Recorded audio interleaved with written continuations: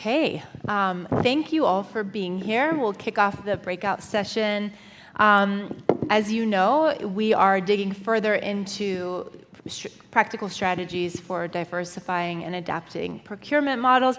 And what's really this breakout session digs further into making it work at any scale of operation. And our panelists here bring to the table both a purchasing perspective alongside the supply chain. And that is going to probably invite a lot of really interesting discussion, so I'm excited about that. We also will the supply chain, and that is going to probably invite a lot of really interesting discussion. We'll talk through pain points, opportunities, and also any breakthrough solutions that we feel like are really notable.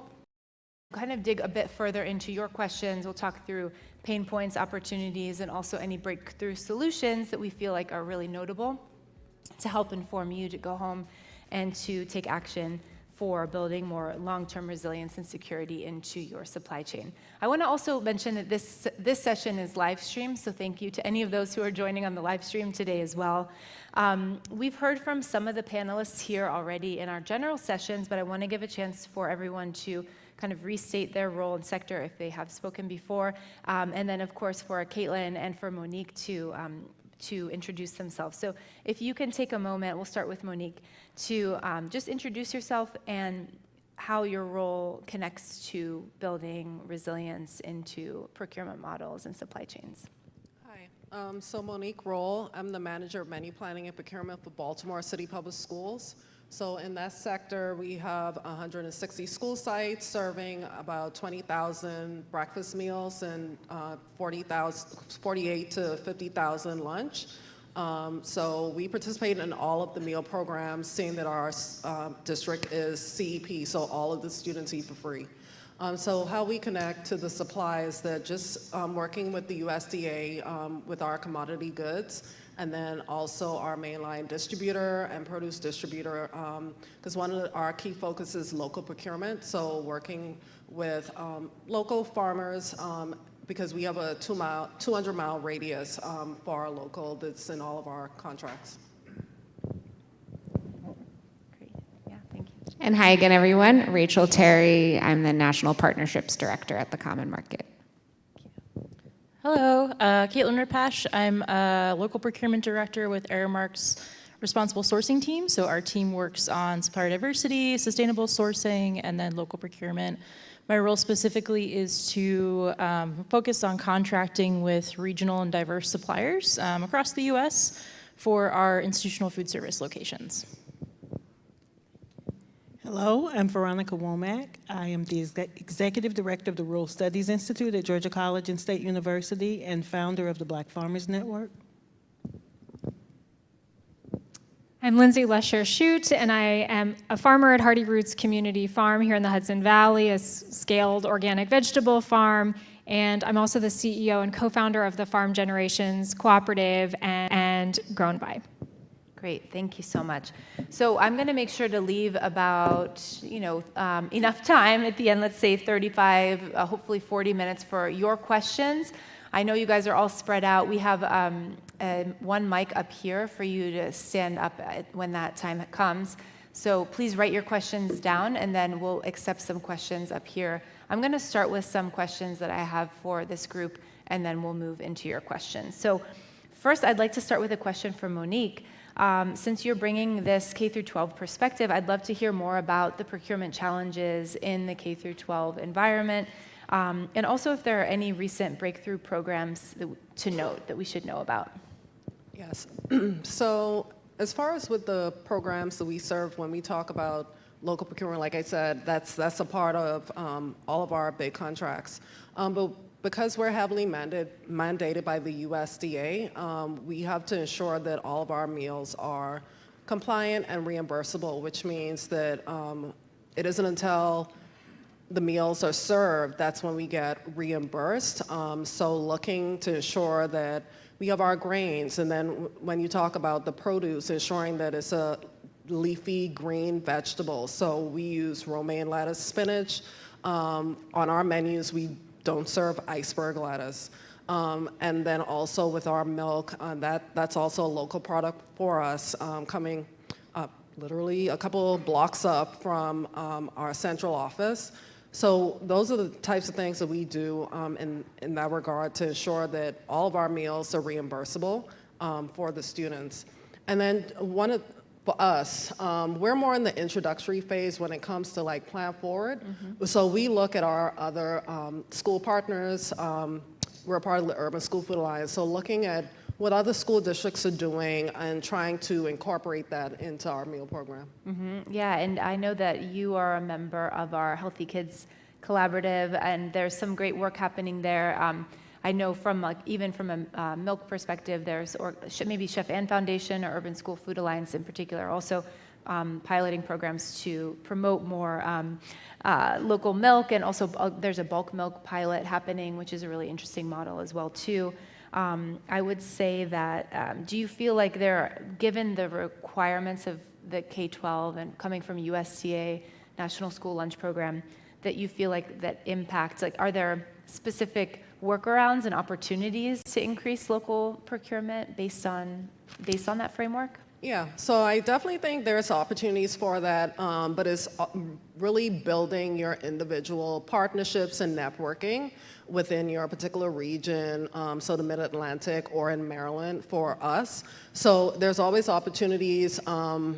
These types of platforms is really good to network, to see what other people are doing and how that you can incorporate that like within your school district. So for us, I may look at our produce distributor and say, hey, what items do you have, even if it's more in a retail space, and can we get that for the volume that we need? And if they say we can't get it for all of your schools, then I'm like, next question, hey, how can we get this in our high schools? So we do take a hit sometimes with the price point, but Baltimore City, we really try to ensure that our students are exposed to particular items. So Asian pears at our high schools and purple sweet potatoes are two of the items that we actually were able to get into the schools. Very cool. Thank you for that. And thinking of just the scale of your operation, it kind of brings me to a question for Caitlin, which is around just the pain points of supply chain at scale, which we heard about earlier in the general session. What are you hearing that's working at Aramark, like innovative strategies you're seeing across the country to address some of the pain points, in particular when you're trying to match sales needs, like the demand, with diversifying and making more regional supply chains work? Yeah, I think two of the larger pain points, barriers to local procurement at that scale are price. So adjusting to the true and fair cost of food for local and regional farmers compared to maybe some of the larger scales of production, and then also volume. So everyone gets really excited about local food, and when you're talking about maybe one university, it's possible with a small farmer. When you're talking about 20 universities within 250 miles, that changes. So how do we equitably ramp up to that volume while supporting a fair price? And then I think some of the ways that we've learned to navigate it are specifically kind of, instead of telling farmers to meet us where we are, working more backwards than what we're used to and asking them what they need. What are their top concerns? How do we meet those concerns? And then how do we build these models that help support demand and also balance out pricing that work for everybody involved and kind of roll them out in a more sustainable way. So specifically, we're working with the Common Market and a few other partners, distributors and aggregators, to build out commitment programs for working with BIPOC farmers. So making season-long commitments, school year-long commitments at volume at a fair price. So the chef knows they have product coming. The farmer knows that they have somewhere to go with their product if they want to move away from farmers markets and CSAs and into institutions. We support the QA process. And other kind of, that middleman piece as a management company. So just kind of working to learn more from each other. And have you been able, on that QA piece, like how have you found that you've been able to work with, I think, appropriate quality standards so maybe it doesn't meet the exact spec of what you were looking for, but is 100% still usable? If you could speak more to that, just in service of the supporting the Sure. farmers. Yeah, I think the biggest thing for us with QA, I mean, different chefs at different accounts will have a different spec of how they want their romaine to arrive to their kitchen. So taking the time to learn that has been a big part of it, because what works for a university in Georgia is probably not the solution for an office in Oregon or a hospital in Ohio. So how do we take the time to really slow down and learn these pieces of what truly works? And then in terms of QA, I think in the 145 panel, folks were talking about food safety certification as a barrier to entry to food service institutional level markets. So we've worked with our QA team to have a step if farmers are hesitant about committing to the GAP certification process. And that's something where we work with our distributors and our aggregator partners, just so we're all aware of food safety standards in warehouses and in trucking and in the kitchens as well, so everyone has more visibility on what that looks like. Mm-hmm. Great. I think that, Veronica, I want to ask you the next question. I'm going to kind of switch gears, though, on what the question is, because I'm hearing a lot about, just listening and the relationships that are really important here, so that we're listening in on what farmers need, and backing into, as Caitlin, you're saying, how to build systems around that rather than saying what we need as buyers. So I wondered if you could tell me more about sort of the importance of the collaboration between farmers and community-based organizations, regional distributors, in service of building a more resilient and diverse food system, and in particular talking about the barriers that exist for African American farmers that you're working with in the rural South, who may not have easy access into mainstream distribution chains. Yes. I think just your conversation earlier about the importance of having the farmers speak for themselves. Mm-hmm. I think oftentimes, particularly, I'm in an academic setting, there's a lot of focus on the people who do the research or the people that buy. But I think it's very important for us to have farmers at the table, because each group of farmers have their unique challenges. Even Black farmers are not a homogeneous group. Right. So you have very large-scale farmers, and then you have very small-scale farmers. So it's important to have a diversity of voices at the table as you build the infrastructure. And the infrastructure needs to definitely be built, but there's a lot of misinformation and no information about opportunities. So I think it's very important as you think about going out and sourcing locally, that you're providing information that's readily available for people to be able to get in touch with you, to know what opportunities are available, so that they can participate. Mm-hmm. African American farmers, as I said earlier, most of them are small-scale farmers, so they may not necessarily be able to tap some of these large institutional markets. When you talked about the QA discussion, I had a very interesting conversation with Clancy, who is driving what she called a food dignity movement, mm-hmm. where you would use those products that may not be shelf ready or they may not be pretty to help with food insecurity in communities that community organizations may be driving, opportunities for people to get fresh fruits and vegetables. So I think it's about building local infrastructure mm-hmm.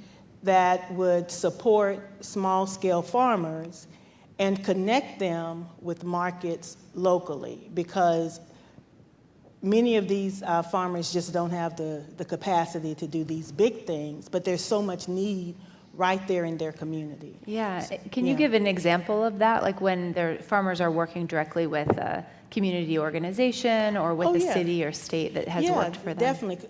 You have farmers who actually work with food banks. So we have local farmers in our community. We have a community garden that's producing food. We have a group of people who have, for a long time, had this refrigerator that people just drop stuff. Well, now you have farmers that are actually helping with that, but it needs to be consistent. It has to be something that is intentional and built. So I think farmers have really good intentions. Many of them are doing amazing work, but they need to be at the table when you're designing these changes. I think, not being a farmer and saying, okay, this is what we're going to have the farmers participate in, you're not really identifying the challenges or opportunities that they see for themselves. So I think with the Black Farmers Network, that's why I want to tell the story and have them speak for themselves. The opportunities, the challenges, and how you're able to connect with the work that they're doing and what they would like to do. Yeah, so it sounds like making sure that the opportunities that are available are accessibly are communicated, and to make sure that when you're building those local systems that they have a seat at the table. And most definitely, because about 10 years ago, we closed a lot of USDA offices. And so the question becomes, how does that information get to the farmer? If they're not connected to Extension, if they're not connected to USDA, where is their information coming from to participate in some of these opportunities that we're talking about? Right. And so that's why it's important to identify the farmers that are in that community, but also engage with them. Yeah. And Lindsay, from that perspective, from the farmer perspective, I would say, can you speak more about the relationships that feel critical to you as a farmer when it comes to regional resilience? And what do you think that we as either buyers or in institutional food service can learn from the farmers about what's working and maybe vice versa? Sure, thanks for that question. And Veronica, you're right on track. It's like as part of Grown by and Farm Generations Cooperative, we are a tech company, and it's like, why are farmers running a tech company, right? So it's kind of surprising. Our team is half farmers who provide support and to all the other farmers and then engineers. And the reason we came together is because otherwise, we would not have a seat at the table for the technology that we need to sell our produce and get it out into the world. We don't have control over the features, we don't have control over the pricing, and we don't have control over the future of the company, and we had some pretty bad experiences in that realm. So what are the critical things? Well, farmers definitely need a seat at the table. You need to design around farmers' needs. And think about, when you're thinking about sourcing, you have to have a conversation and develop some empathy and understanding and flexibility. It sounds like all of you here on the stage have experienced that, and it sounds like you're doing that. One of the things that we are learning in our collaboration with the Culinary Institute in developing a wholesale marketplace and looking at the CIA's own procurement practices is sort of how do you adjust for local products, right? Baldor, as an example, has amazing logistics, truly remarkable. You can order something at, 8 p.m. and it's there at 6 a.m. the next day. Okay, I hope this isn't a surprise, but a farmer cannot do that, okay? If you want a special heirloom apple, it's, they're not gonna pick up the phone or even pay attention to you. You need to give them fair warning and really plan ahead, right? Farmers can deliver extremely high quality produce that meet your requirements, but it needs to be a conversation. You need to plan ahead. You need to build a system that they can work within. And I guess that's the most important thing. It's just like a mindset. Are we going to feature strawberries in the summer or in January, right? Hopefully in the summer. It's seasonality, it's conversations, it's relationships, it's some flexibility on both sides. And it's taking the initiative to say that this is important to our customer base and we're going to make this a priority. Mm-hmm. And likewise, maybe Rachel, you can answer this, but how have you, in your work at the Common Market, had helped farmers determine what's best for their business model to enable them to reach more of the institutional buyers? Yeah, great question. I appreciate the conversation that's happening right now. I think when we're talking to farmers, this came up in our first panel. First, I never want to be a farmer's only buyer.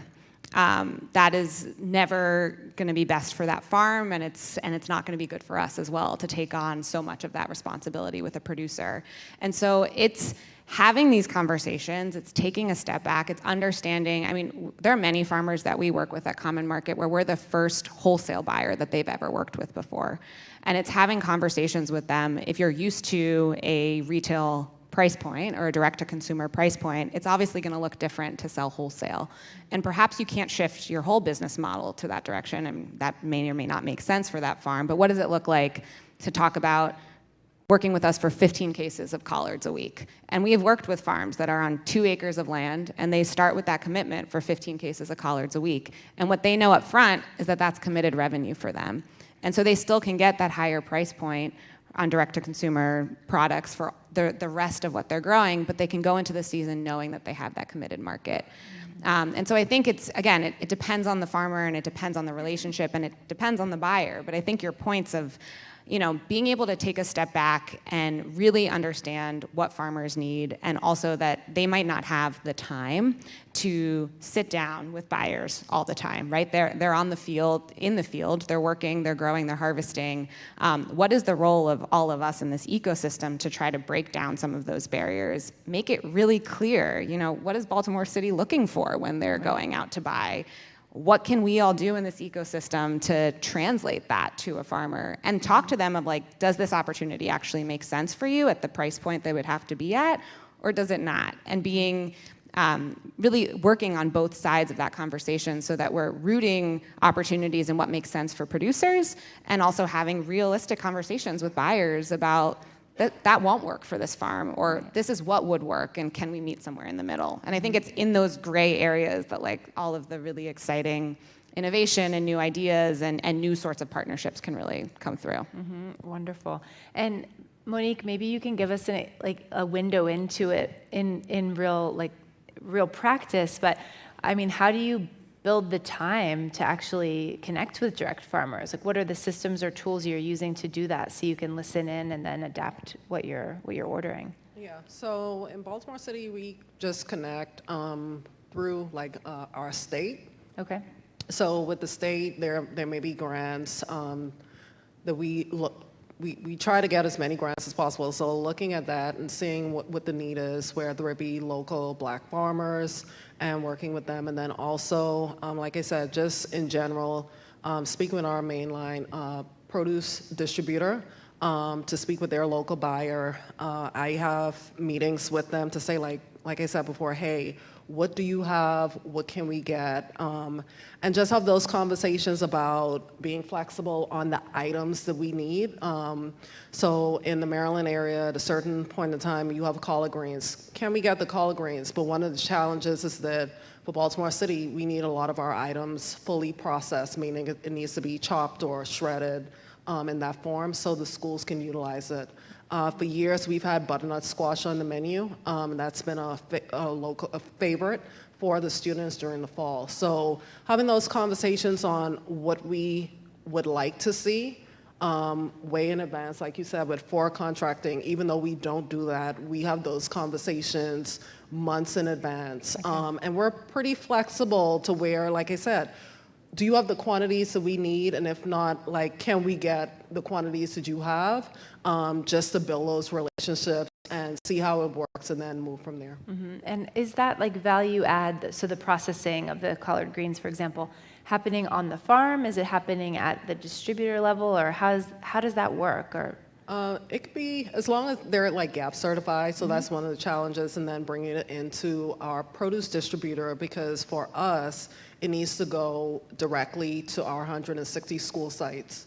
So that's one of the challenges that we have. We do not have a central warehouse like some of the other school districts. Mm-hmm. So having that conversation on how we're going to distribute it is important. And distribution and processing. I know I was, Yes. I don't know if folks from Seattle Public Schools are in the audience, but I know that they're in the process of building a big central kitchen funded project. And that's really a game changer because that allows to get a lot of local product in and to process it so that it's ready for, to deliver directly to the schools, to be able to do minimal kind of prep to it and get it on the menus. So thank you for that. I think that this question is really for anyone who would like to answer it. We've been talking a lot about this interplay of small, medium, and large farms in securing more resilience in the supply chain. I think redundancy is the word that keeps coming to mind of what I'm hearing. So how would you encourage folks in the audience to move away from exclusively using this kind of convenient model of large-scale aggregator distributors and to add in some more small regional farms? I can start. I think I just want to acknowledge that whenever we're having this conversation about working with more farms, building more redundancy, building more resiliency through that, it takes more time. And I know that when someone's working with Common Market, like I'm never competing on the fact that we are the easiest solution for you. We try to make it as easy as possible, but I also know that there are other players out there that can give you next day delivery and that can source all of the things that you need all of the days of the year. And so part of it is acknowledging that at the institutional level, at the decision maker level, if you're gonna do this, it is going to take more time. It's gonna mean working with more than one vendor and having your team order from multiple vendors and maybe having some of those vendors work with you in a different way to talk about here's what farmers actually need. This is not just a transactional relationship. This is something that goes so much further than just, hey, I'm gonna call you and ask for my collards this week. It's about who we're impacting and actually trying to build viable businesses that might not be at the scale that your institution is at today. And so I think I recognize that that's hard, and it kind of depends where the buy-in from your institution is. And we've seen those champions show up in so many different places at Common Market. Sometimes it's the chef at the account. Sometimes it's the leadership at the account. Sometimes it's the leadership at the management company. And often it has to be all of those different tiers for it to actually work. But I think for this to happen, we just all need to acknowledge and have grace with one another that like it is going to take more time, because to do this right and to actually build that redundancy, it's not always just going to be the easiest solution. That's a really good point. I don't know if anyone else wants to speak to that. Just to kind of expand on that, I think also having an equal investment of everyone who's involved in that purchasing process. So not just being, the chef or the buyer or the management company that says, farmers produce or chef go buy local, but taking the time to have that internal side of education as well, where, we're listening to farmers, and if we're not having direct conversations, then we're talking to the people who are having direct conversations, understanding their priorities, developing our own goals that match those priorities, and working from there. And then also understanding this isn't going to happen tomorrow. It might be 3 years, it might be 5 years until it looks really nice, but, it's going to start small. So if you're like, I want to go home and start buying local for my restaurant or university or hospital, I think just starting small, even if it's, 20 cases a week of collards, and then next year it's, 100 cases diversified, starting somewhere small and having patience for that. And this leads nicely into another question I have, which is, so you're speaking about it, but what kind of training are procurement specialists receiving around this to kind of prepare them to adapt and diversify? So if you can speak more about that, and I'd love to hear that from you as well, Monique and Veronica. Yeah, I think it varies based on, between an account's priorities. We serve such a variety of clients, but one of the models we're working to adopt is really bringing various chefs from various accounts who are really interested in this local procurement model, especially with diverse farmers, through some of our distributors and aggregators, to just all compare their experiences. Because oftentimes, a chef at one university is probably has the same questions or is facing the same issues or concerns as a chef at the university down the road, and they're both trying to accomplish the same thing.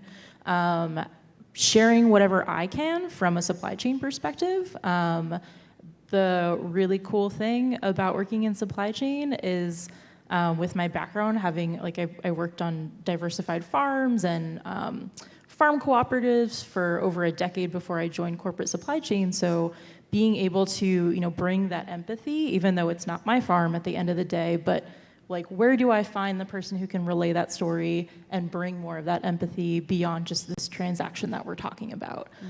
So having more than just, you know, the training of, well, this is how your lettuce might come in differently from a regional farm compared to a larger California program, but also just that understanding the importance of, you know, when it might be tougher to buy from the smaller distributor, like, here's why we're going to keep trying.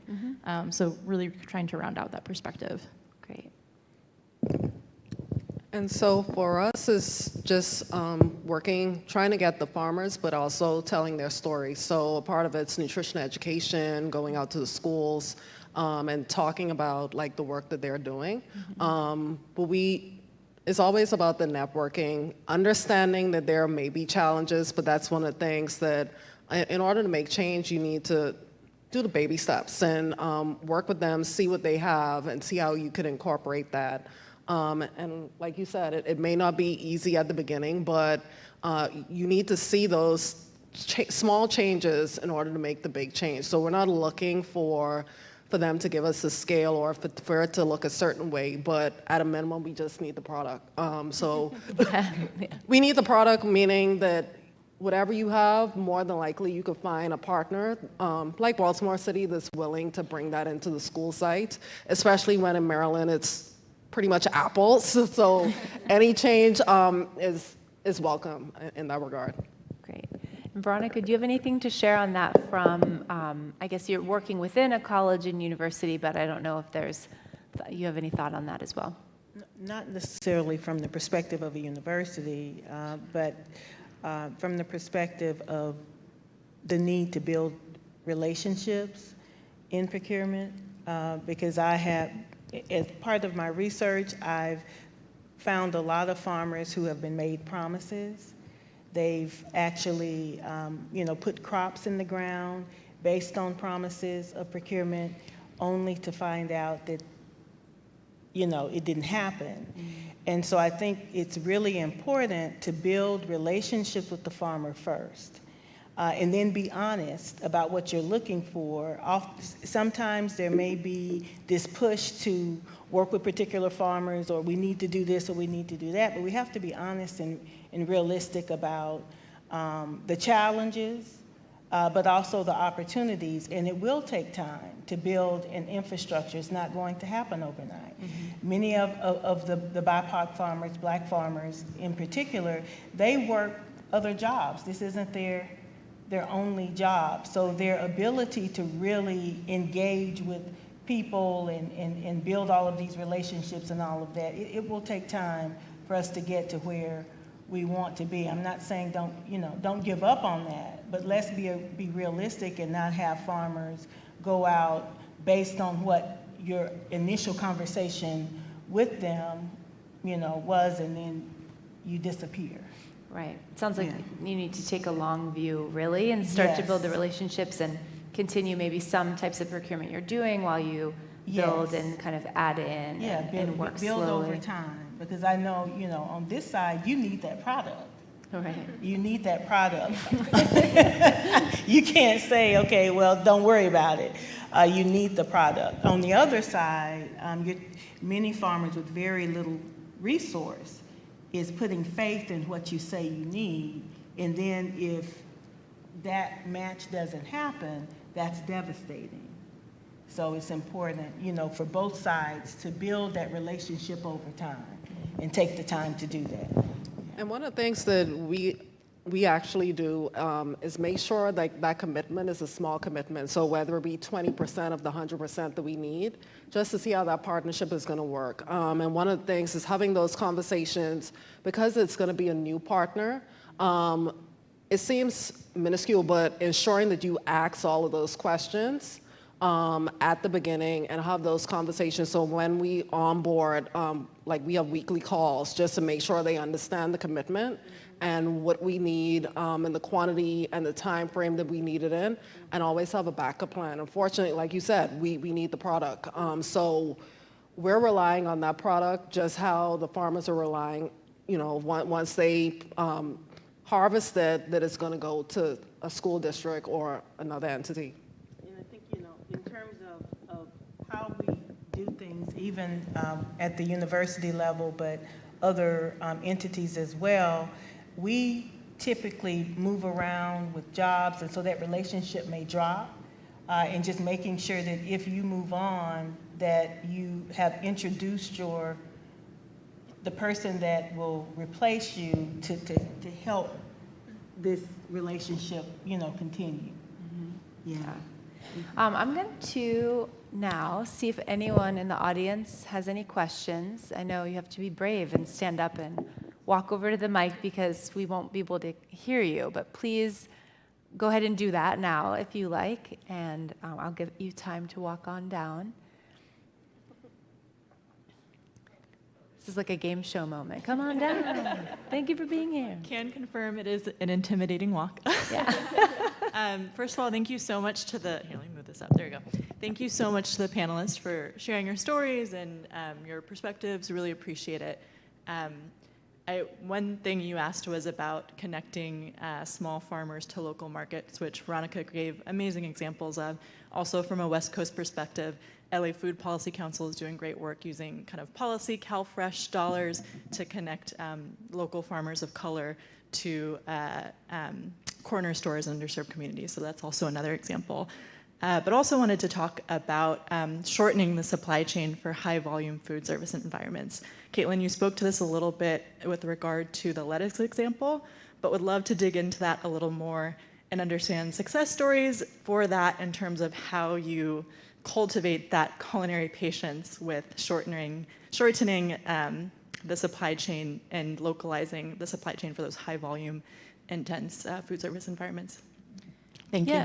I think, thank you for asking that. I think that's one of the really great things about, instead of working with large national broadliners who are shipping everything from, California and Washington and Florida, which certainly there's a space for that food in the current way that we just feed people in this country, and a need for it, of course. But I think when you move away from just buying all of your apples from Washington, especially if you're in New York or Michigan or Maryland, if you're not in a position to piecemeal everything on your menu, each produce item from the specific farm, then I think working with, what we've found success with is working with those hyper-local distributors or aggregators who are either helping us to either physically consolidate the product in their warehouse, and then also help with backhauling and trucking. So an example,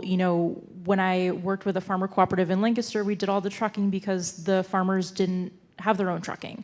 So bringing that in, making sure that we're following food safety standards, having all the cold storage space for them so that each farm doesn't have to buy their own cold storage space.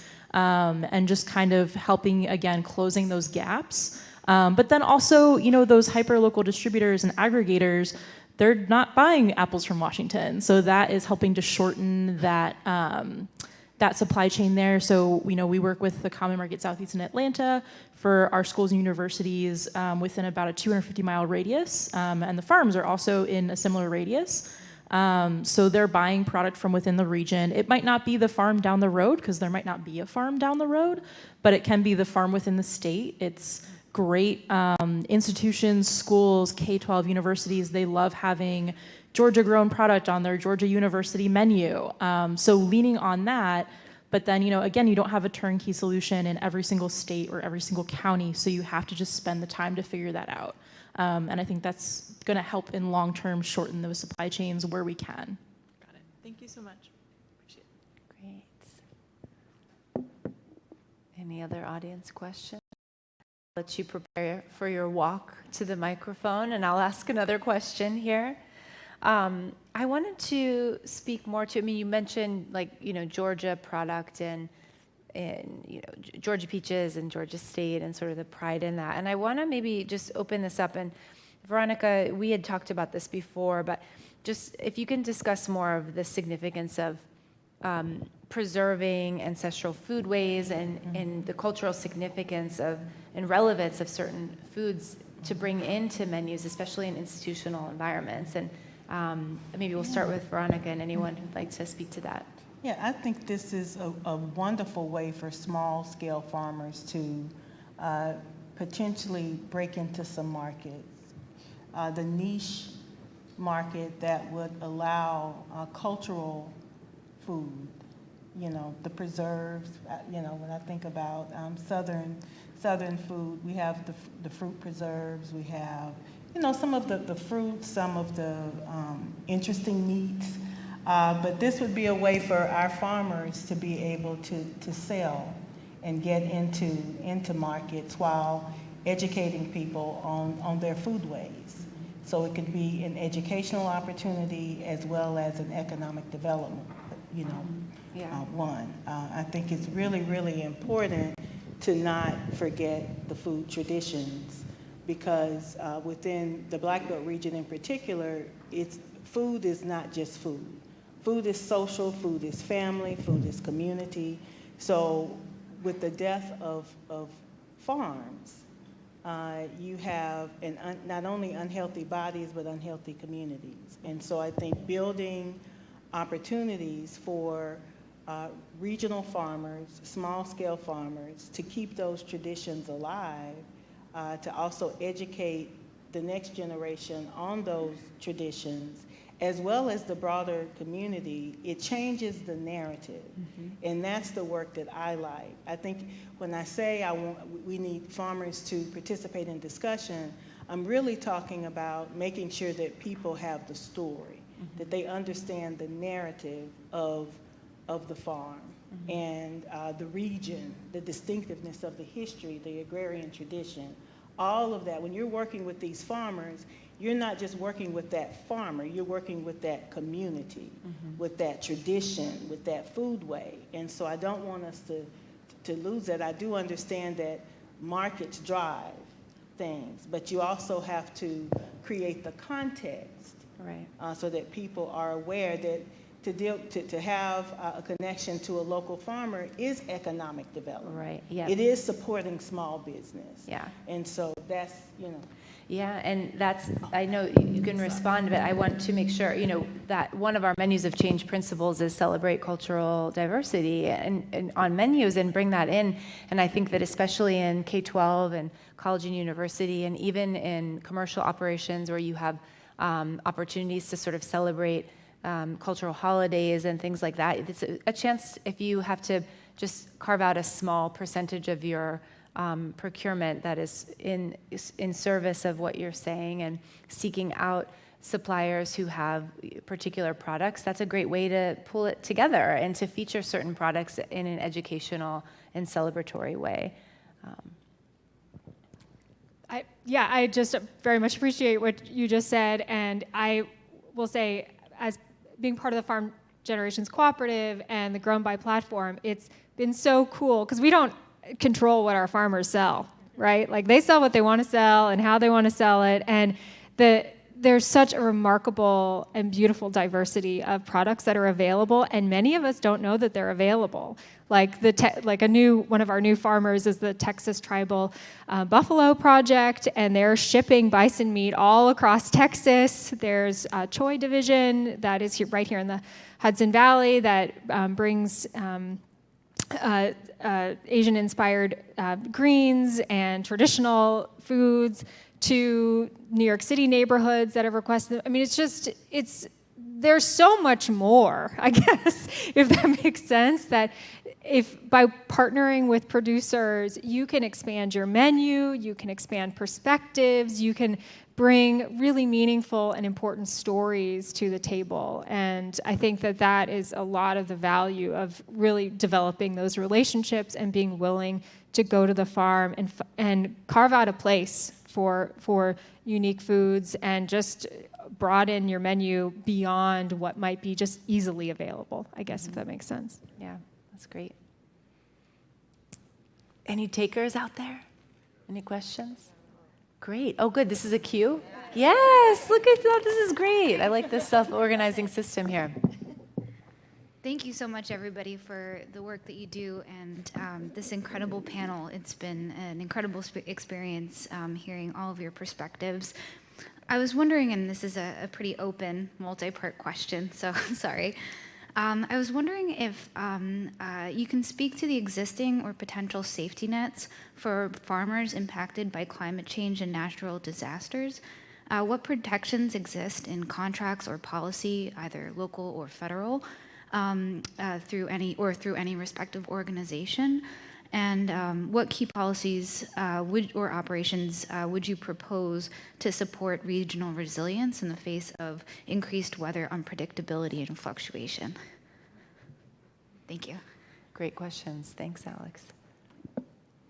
Well, I will say that for a diversified farm, there are actually very few insurance products, traditional insurance products that offered, like crop insurance, for instance, just doesn't really work very well for a small to mid-scale farmer. And in fact, that's one of the reasons that community-supported agriculture is so important to many farms, because it's kind of an insurance program for those farms. We actually had a terrible hailstorm on our farm about 5 years ago, and it was in May. We had, I don't know, almost total crop loss. We lost our greenhouses. I mean, it was quite something, and we had never had that before. But because we are primarily a subscription CSA farm and had those relationships in place, we were able to push back our season and replant, and a lot of people, our members, came up from the city and around to help us sort of recover.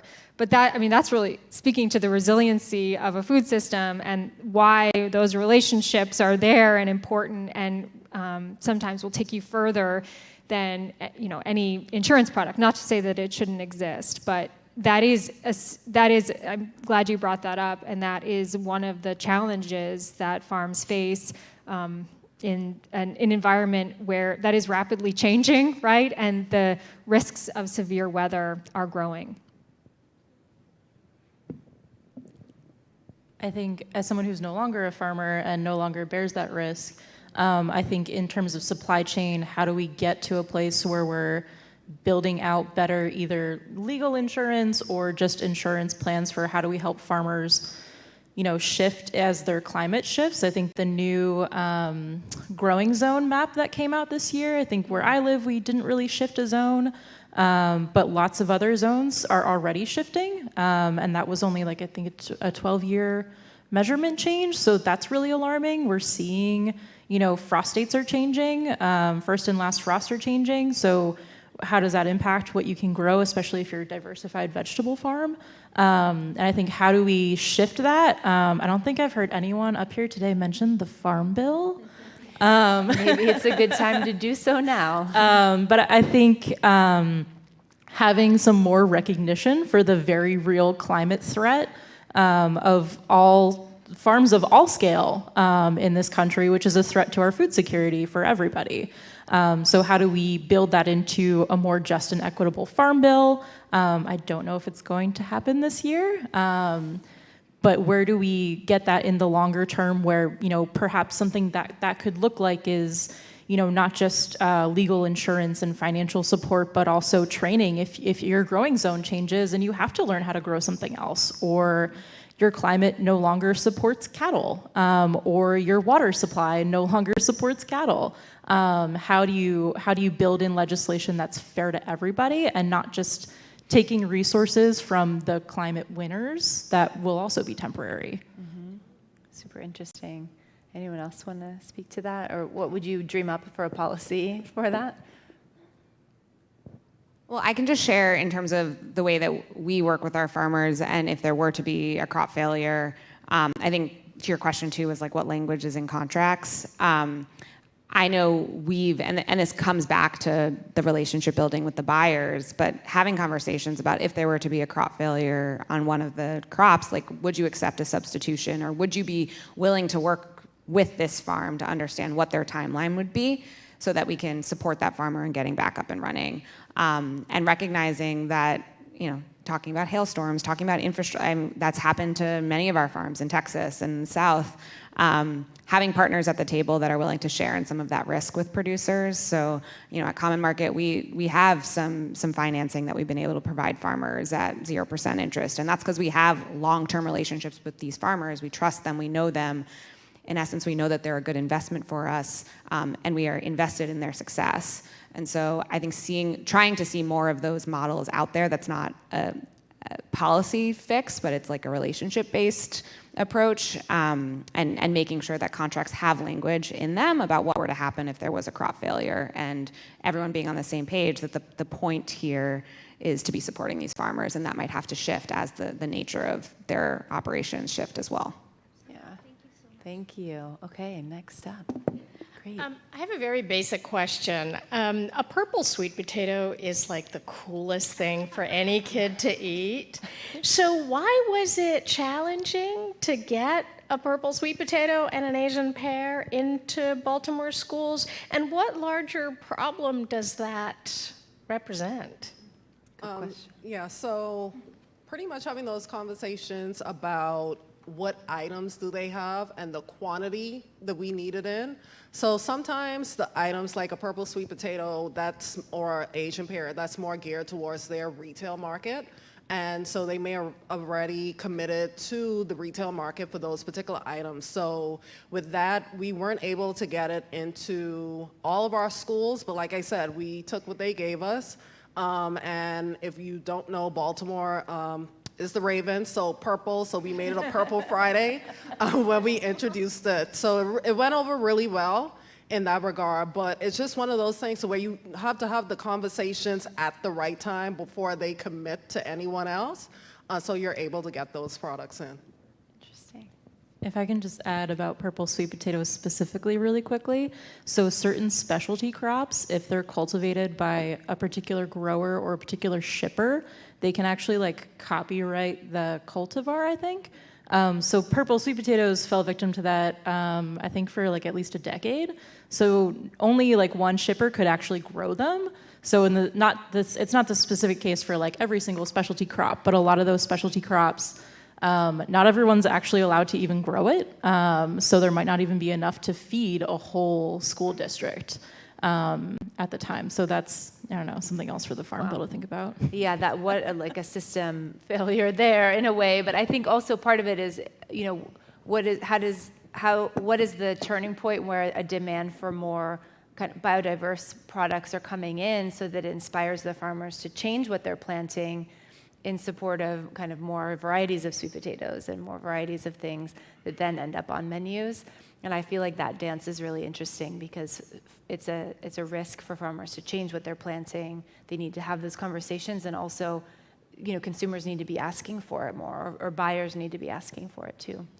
And just building on that, I think, some of these items, these super exciting items, right, that can end up on menus, sometimes what we see is someone wants to menu it once, and they're like, we're going to do this exciting menu item one time. And for a grower to invest in a crop and view it as one of their outlets, what actually is most helpful to farms is to come up with a menu plan that's consistent, and that you're going to even commit to a smaller volume, but with consistency around how that product is harvested and what the cycle of that product is. That's the way that you actually translate it in a way that makes sense for a farm and also excites a farm to school program, because yes, a student seeing purple sweet potatoes is so cool. And that drives participation and excitement and connection to what local farming is all about. Mm-hmm. Great. Thank you. Hello. So it's fairly common for certain commodities and certain products that are produced in a certain area to be scarce within that same area, or to be even more expensive than they would in other places. An example is I'm from Florida. When people think of Florida, they think seafood, they think oranges. Those two things are actually very hard to come by in Florida, unless, again, you go to a local fishmonger or very specific farms, because majority of our seafood and majority of our oranges are sold to other states that are paying more for it. So what turns out that finding a Florida orange is fairly difficult, and most of our oranges actually come from California. Our fish come from New England. So what changes need to happen for that kind of practice to be reversed or change? Great question.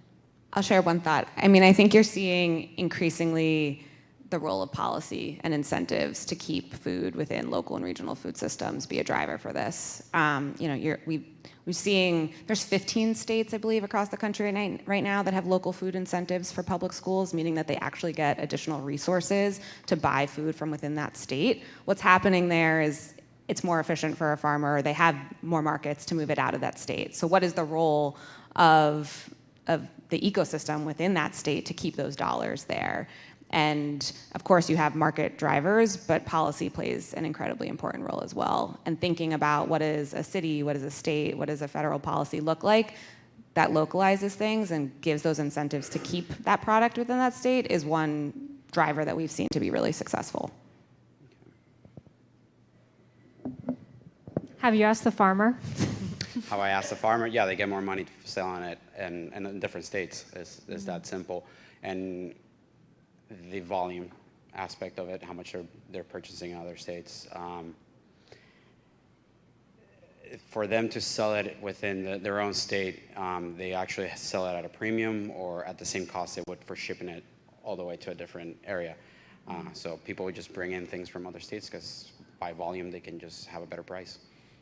It is so frustrating, and I think it's, many of us trying to change things. It's hard to achieve change, right? Like you're rolling back systems that have been in place and have been growing, for decades at this point. So, I mean, I don't know like who you're buying for, but if you can even start small and find a way in, find that one grower that wants to partner or do things differently, I think you just have to keep at it, right? There's got to be someone who will say yes, and so I don't know. Just keep trying. There will be some farmer surely in the state that wants to collaborate. I'm just a Florida citizen, and I know that's how our food system has worked pretty much my entire life. So this is just like a personal question, not personally for my institution type of thing. Yeah, good luck. Yeah, it sounds like both talking to the farmer, but also reaching out to your policymakers and talking to sort of state, or talk to your state Department of Ag, or reach out to the kind of city as well and figure out what they're thinking and planning about incentives to keep produce local and on the menus.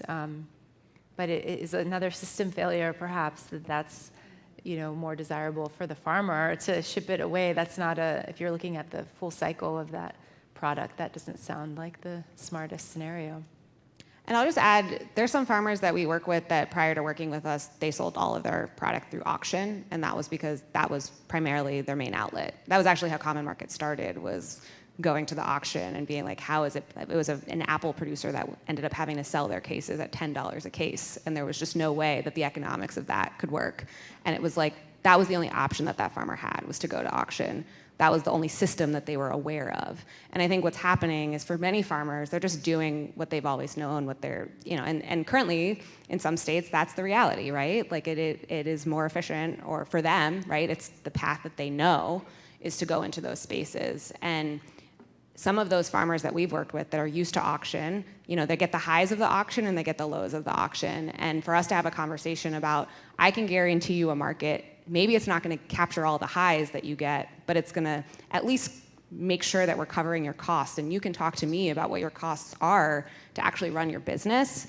It's starting to have those conversations, and I think in some ways inspire farmers that there might be another way alongside what they know. And part of this is like changing behaviors and showing that there is another path. Thank you. Thank you.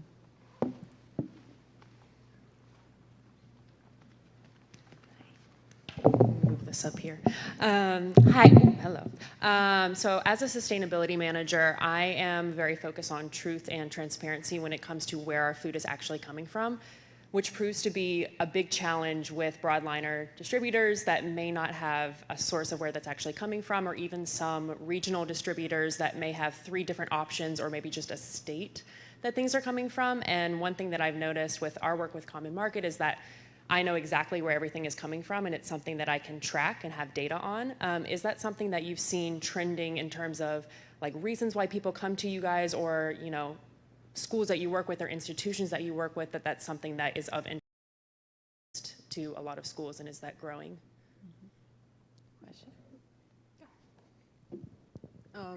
So for Baltimore City, one of the things with our produce contract is that we have local velocity reports down to the farm.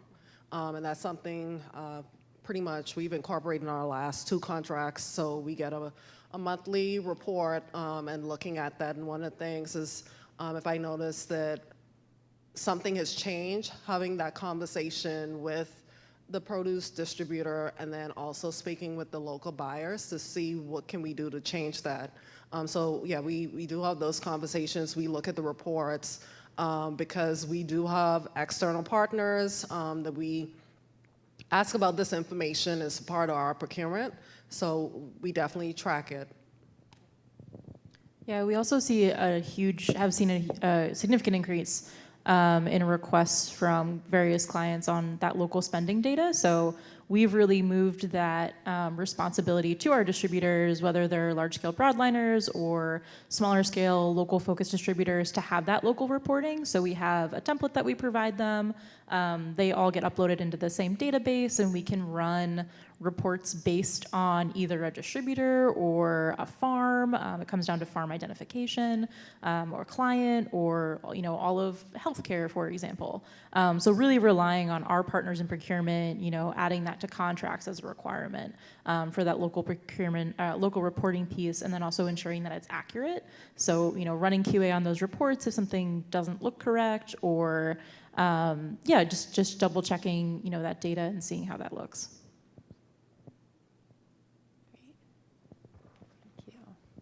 I will just add one other point. I think Caitlin highlighting that language showing up in contracts. I think for a local food hub where our whole supply chain is transparent, it's really easy for us to provide that reporting. But increasingly, you're seeing things like anchors in action and other policies and programs that are rooting transparency in the way that those programs are being approached. And then the more and more that institutions put language in their contracts that they require local reporting, the more the rest of the food system will have to follow. And if we want a more transparent food system, it is like being driven by the people that write the contracts. So if that becomes a requirement of how you can do business with your institution, people will have to follow. I'd like to hear from Veronica or Lindsay maybe about the challenges for small farmers around GAP, the process, and the cost. So price of entry.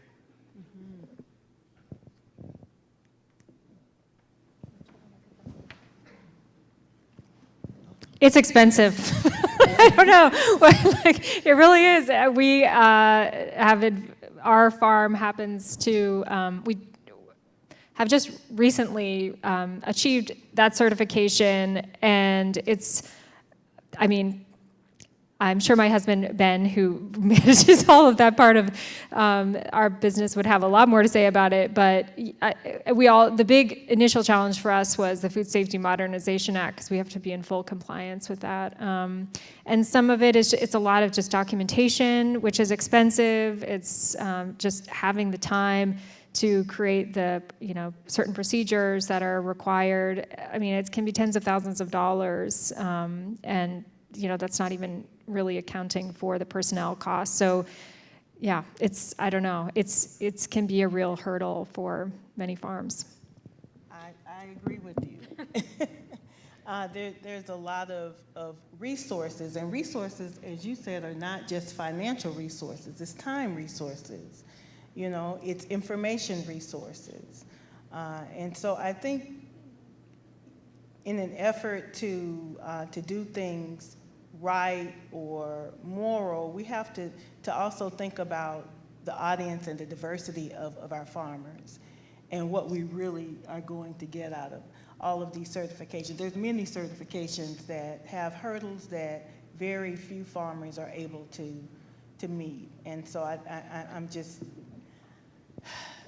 sometimes the intent is good, but there has to be an understanding of what the obstacles are to achieving things. And I think that's why the farmers need to be there when we make some of these decisions and create some of these structures. Is this even doable? And who's not at the table? Who's going to be negatively impacted by these things, and how do we support our infrastructure if this is truly the direction that we want to go in, and if this is necessary. I should add that, yeah, absolutely. And we were on our farm supported by a New York State program that helped to get us up to that certification level. So we wouldn't have done it otherwise, to be just totally honest. It was too much work, and we didn't really have the facilities to do it. So I think that public funding can also play a big role in helping, to get those last few steps or pieces of equipment or whatever it might be in place, because sometimes there is some capital investment that is required by the farm. Do we have any more audience? Okay, great. Thank you all for all the work you're doing, and I keep coming back to the shredded collards.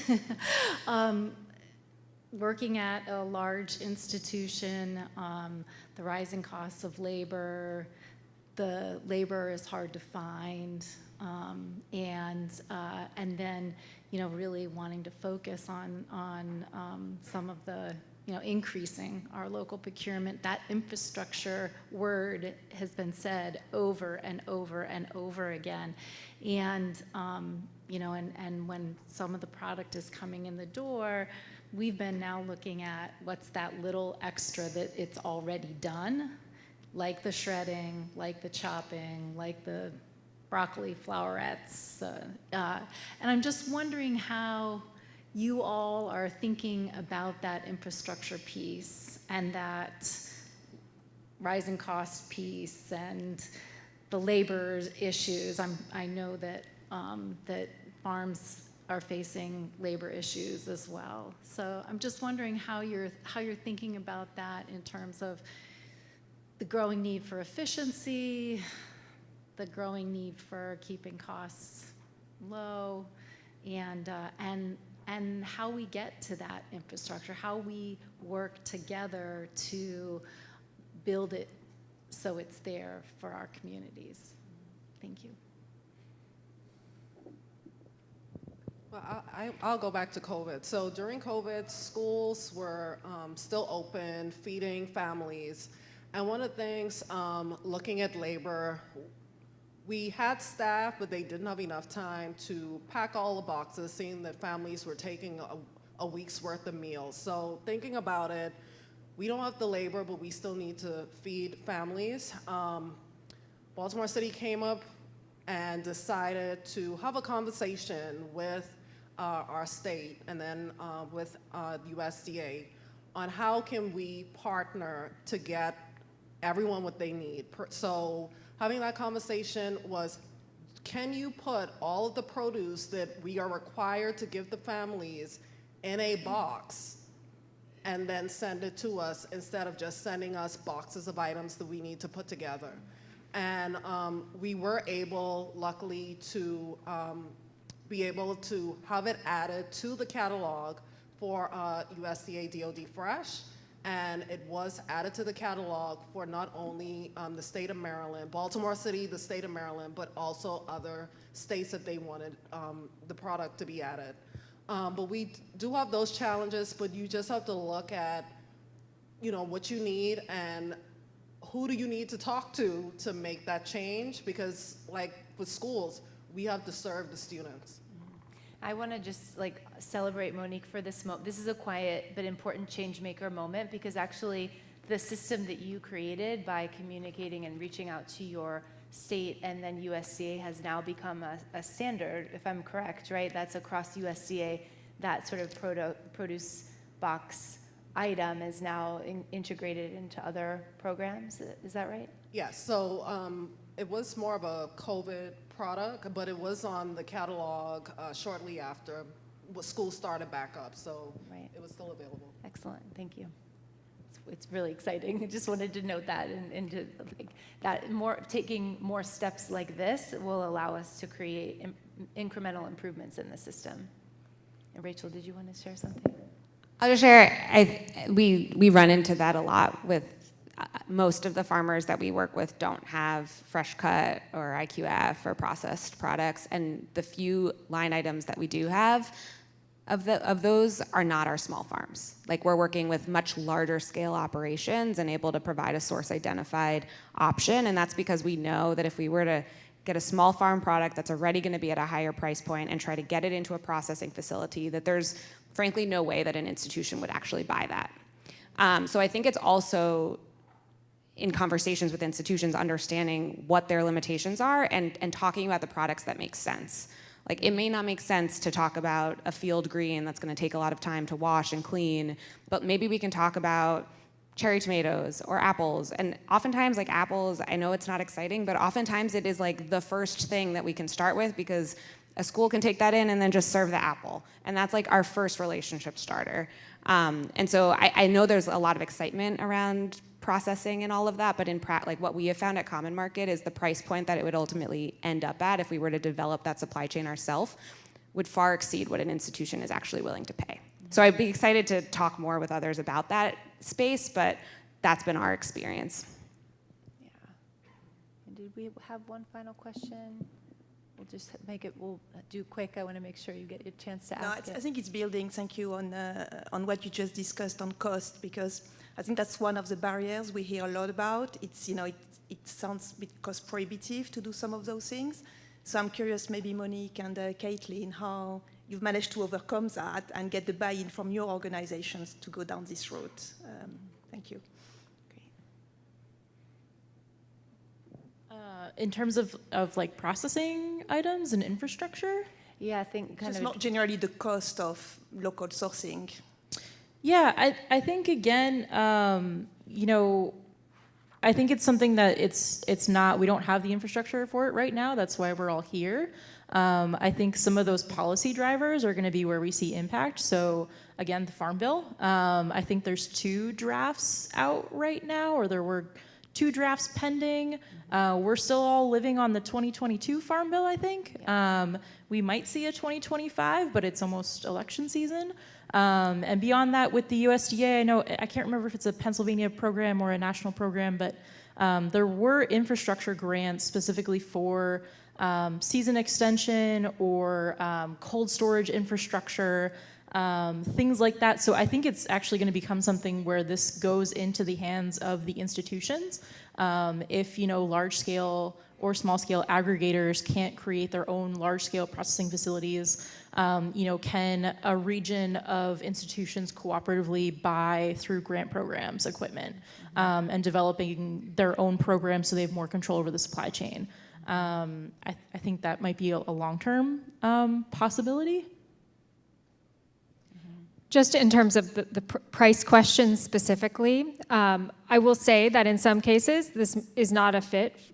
This may or may not be a fit, but buying directly from a farmer, you can sometimes actually get a better price.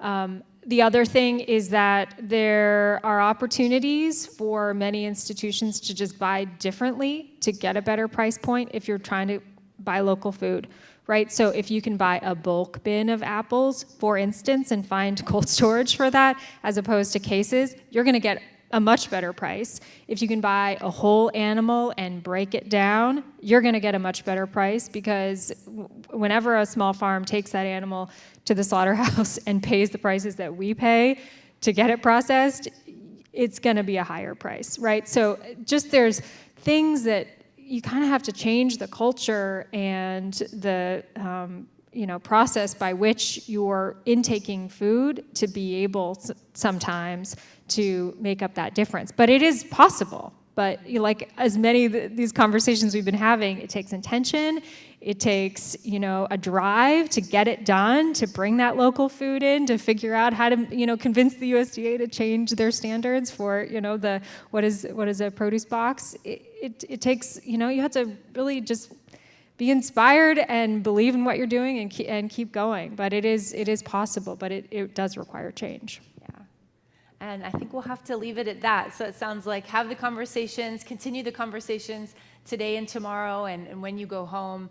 And it sounds like a lot of perseverance too. Keep trying, keep asking, keep talking about it.